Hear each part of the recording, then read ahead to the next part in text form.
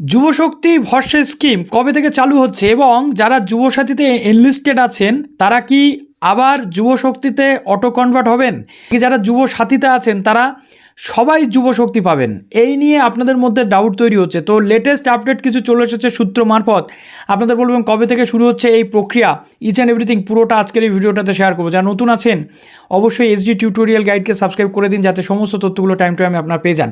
তো প্রথম কথা বলি, যুবশক্তি ভরসা স্কিম যারা যুবসাথীতে ছিলেন তারা যে 100% পাবেন এই গ্যারান্টি কিন্তু নেই।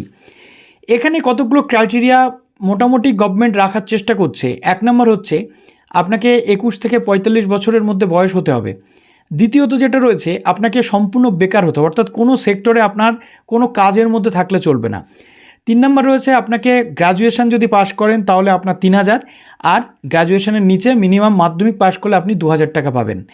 এবার আপনার প্রশ্ন হচ্ছে যে তাহলে এখানে ফ্যামিলি ইনকাম বা ডিটেল, মুখ্যমন্ত্রীর ঘোষণা অনুযায়ী বছরে 12 লাখ টাকার নিচে ইনকাম হলে সেই ফ্যামিলির যে কেউ এই যুবশক্তির জন্য এলিজেবল যদি তার যোগ্যতা থাকে।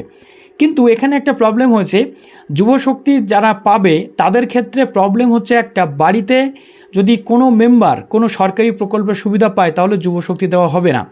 এটা ঘোষিত একটা সিস্টেম আপাতত রয়েছে, এটা পরবর্তী ক্ষেত্রে চেঞ্জ হবে কিনা সেটা নিয়ে প্রশ্ন উঠছে। কিন্তু তার মধ্যে একটা সন্দেহ তৈরি হচ্ছে যে যারা যুবসাথীতে ছিল তারা কি অটোমেটিক্যালি যুবশক্তিতে এগিয়ে যেতে পারবে কি যাবে না। না, যুবসাথীতে অনেকেই ছিল আনভেরিফাইড, ভেরিফিকেশান ছাড়া যুবসাথী দেওয়া হয়েছিল, এটা মানতে কোনো জায়গায় দ্বিধা নেই। ইলেকশনের 2 মাস আগে যে 2টো কিস্তি দেওয়া হয়েছিল সেটা উইদাউট ভেরিফিকেশানেই হয়েছিল।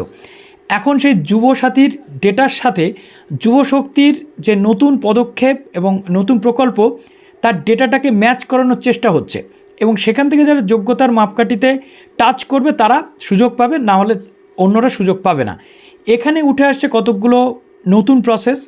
1 নম্বর প্রসেস চলে আসে কি, সেপ্টেম্বর এবং অক্টোবরের মাঝামাঝি ফর্ম ফিল আপ শুরু হবে। যেমনটা আজকের লেটেস্ট আপডেট আমরা পেয়েছি, যুবশক্তি ভরসা স্কিমের ওয়েবসাইট লঞ্চ হতে চলেছে পুজোর আগেই, এবং পুজোর আগেই লঞ্চ হওয়ার পর অ্যাপ্লিকেশান নেওয়া হবে, ভেরিফিকেশান চলবে, এবং তার পরবর্তীতে যুবশক্তির যে টাকা সেটা অক্টোবর থেকে দেওয়া হবে। একটা মজার ব্যাপার আপনাদের বলি, যুবশক্তি ভরসা স্কিমের জন্য শুধুমাত্র এই অনলাইন বা অফলাইন আবেদন করেই ক্ষান্ত থাকলে চলবে না। গভর্নমেন্ট অফিসাররা আপনার বাড়ি বাড়ি গিয়ে কিন্তু ভেরিফিকেশানের কাজ করে আসবেন। এই বাড়ি বাড়ি ডোর টু ডোর ভেরিফিকেশান হবে, তারপরে কিন্তু যুবশক্তি ভরসা স্কিমে কোনো একজন পার্সন এনরোল হতে পারবেন। অর্থাৎ এই তথ্যগুলো আজকে আমি পেয়েছি বলে আপনাদেরকে শেয়ার করলাম। আপনাদের কাছে যদি কোনো লেটেস্ট আপডেট থাকে অবশ্যই কমেন্ট সেকশনে জানান। ভালো থাকুন সবাই, বেস্ট অফ লাক।